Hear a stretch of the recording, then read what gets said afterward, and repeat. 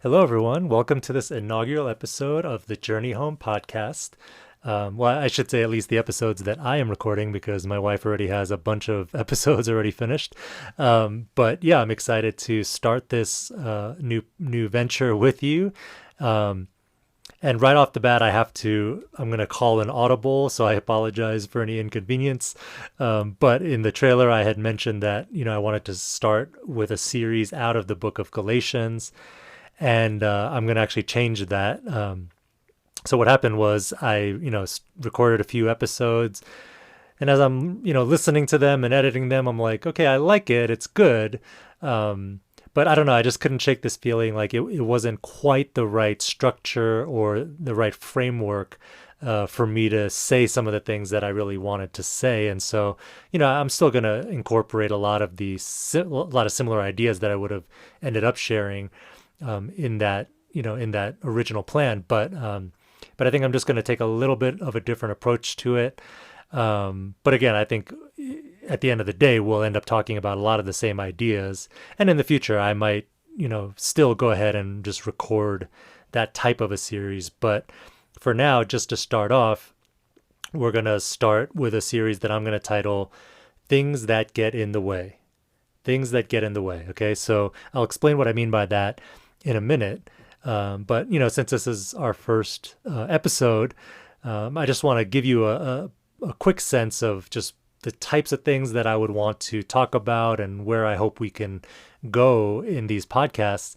But really, I want this podcast to be a place where we can explore how a true experience of the gospel leads to a more fulfilling life, healthier relationships, and greater impact in the world.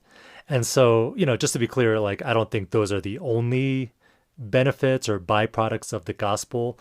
I think, it's worth saying, that God deserves to be worshiped, not necessarily just for any benefits that he provides or blessings that he provides, but just because of who he is. And so I 100% believe that. But the beauty of it is we don't have to pick and choose. Like it all comes in the package, right? Like, loving God, knowing God just for who he is, regardless of any blessings that he gives us. But at the same time, he blesses us. That's just who he is. And so it's a great deal. We don't have to separate it or pick and choose different aspects of it. It all comes in the package. So anyway, I think most people would agree, like, those are things that you want out of life, right? Like, even if you don't consider yourself a Christian or a religious or spiritual person, like, my guess is you probably want to have a fulfilling life. You want good relationships. You want to make a difference in the world, using your unique passions and talents and gifts. Like, you want to make an impact. You want to make a difference. So I think that's like a very common human experience. So I think most of us at least would agree that those are worthy pursuits or desires to have in life. And where we might disagree is is the true experience of the gospel the key to all of that? Now, it's fine if you're listening and you don't agree with that.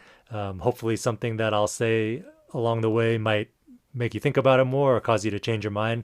But I think it's fair for you to know where I'm coming from. And for me, I believe that it is that relationship with God, walking with God, that is the key to all of those things. It's the key to life, really, at the end of the day. And, I did choose my wording of that first part of the sentence very carefully, meaning that I believe it's a true experience of the gospel that that is the key to all of life. And maybe right away you can tell, okay, does that mean that you think there are false experiences of the gospel or false understandings of the gospel? And my answer to that would be yes, I do believe that that exists. That happens all the time. And I'm talking about like within the church. I'm not just talking about people who aren't Christians or people who don't walk with God. Like I'm saying in the church, I believe there's a lot of misunderstanding, a lot of half truths or just flat out false beliefs about what the gospel is, about who God is, about what God is like, and what he asks of us or what he expects of us. Um, I think there's a lot of that out there. And so, those are some of the things that we are going to talk about in this podcast. What is the gospel? What is not the gospel? And what are some of these misunderstandings and, just false ideas that are out there? So again, that's just a brief overview of what I'm hoping to accomplish in this podcast, the types of, things that I want to talk about. So that's just overall. Now, specifically going back now to the theme that I just presented for the first few episodes, which is, again, things that get in the way. Like, what do I mean by that? Where did I come up with that idea? So if you know me well, this will come as no surprise to you, but I am about to quote Brene Brown. It only took a few minutes into our first podcast episode, right, for me to give you a Brene Brown quote. One of my friends gave me the nickname some time ago of Chris Brown, because that's how often I quote or reference Brene Brown's writing or her research. So anyway, all that to say, if you don't know who Brene Brown is, she is a research professor at the University of Houston. She's become a very popular author and speaker. If you're a fan of TED Talks, I think she still has one of the top 5 most watched TED Talks of all time. It has millions of views on YouTube.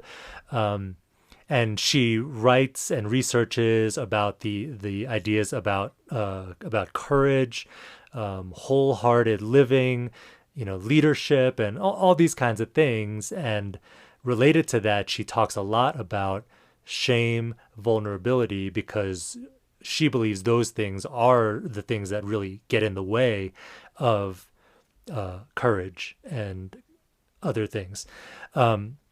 So I want to read or not read, but I'll paraphrase a principle that she articulates in some of her writings.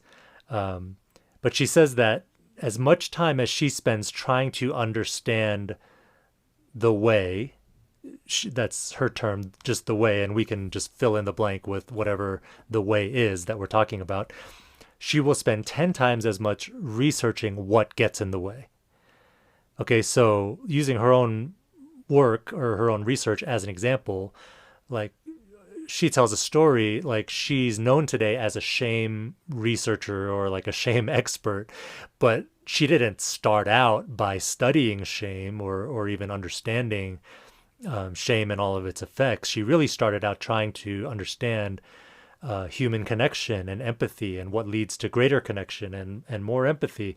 And along the way, she quickly realized that you can't understand those things if you don't understand the things that get in the way of those things. And what she believes is perhaps the main thing that gets in the way is shame. And so again, it's not just understanding the way, but what gets in the way. And so let me use myself as an example. As I just mentioned, I want to help people have a true understanding, a true experience of the gospel, right? To really know God, to really walk with God in the way that he intends. And then, of course, all the things that I believe come out of that are the fruit of a relationship with God, which I do believe at least some of those effects are healthier relationships, a more fulfilled life, greater impact. All those things I believe are actually byproducts of a relationship with God. So that's the way. But if I want to be effective in helping people, in that way, I also have to give attention to the things that get in the way. I've been in full-time ministry for almost 20 years now, and, in different capacities. I've served on a local church staff as one of the pastors of the church. I've served in a missions training and sending organization, and so was involved in just teaching, training ministers of the gospel to go overseas into cross-cultural settings and to minister effectively there. And I've also spent seasons living overseas myself and ministering that way. And so, just lots of different experiences. And when I look back and reflect on, my approach, I'm pretty sure that most of the time that I spent, I was telling people about the way, or trying to teach, trying to explain, trying to help people understand the way. But I don't know how much time and effort I gave to helping people identify and overcome the things that get in the way. Probably because I didn't fully understand it myself, you know?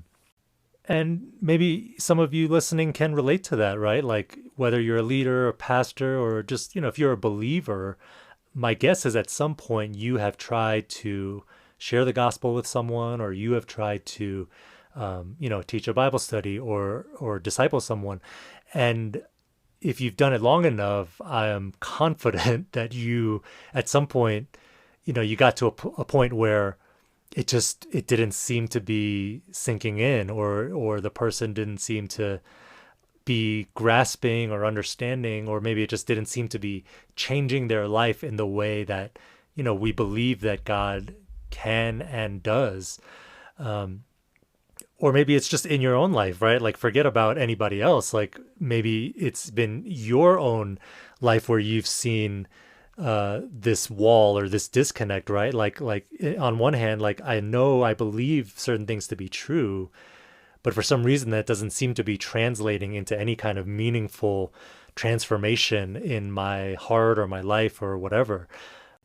And in everything that I'm saying, I hope that it's not discouraging you. To me, it's actually good news, because to me, it helps to answer one of the more frustrating, questions that arises. I think when you're trying to walk with God, because, there is an explanation, there is a reason, there are certain fundamental things that get in the way of us truly experiencing all that God has for us.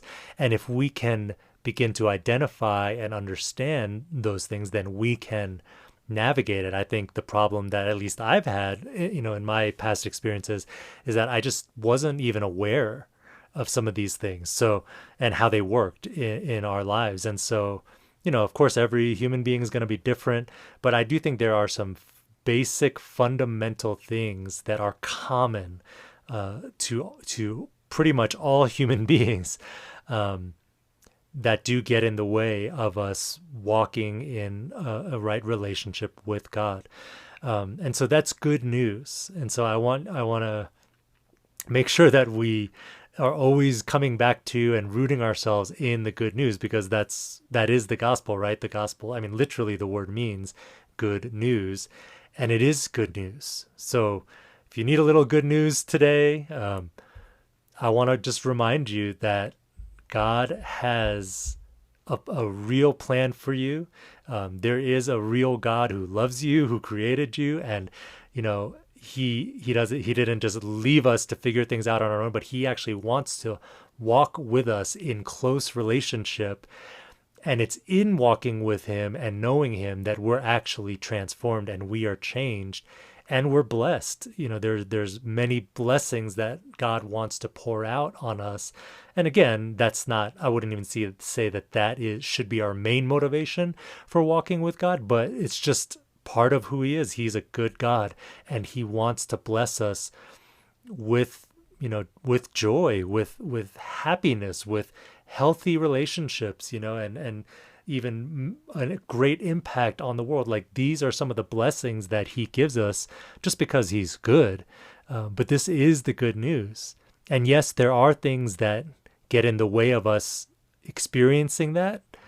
But to me, that's just even recognizing that is also good news. Like, it is possible to overcome.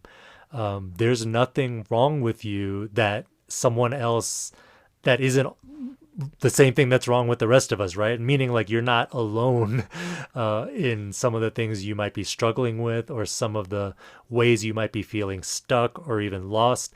Like, you are not alone in that. It's a very normal, common experience, but we can even overcome those things by his grace and by his goodness. And so I want to leave you on that note. Again, this is pretty much just an introduction to the things that we're going to be talking about. But starting with the next episode, we'll start to identify different things that get in the way, and we'll talk about those things.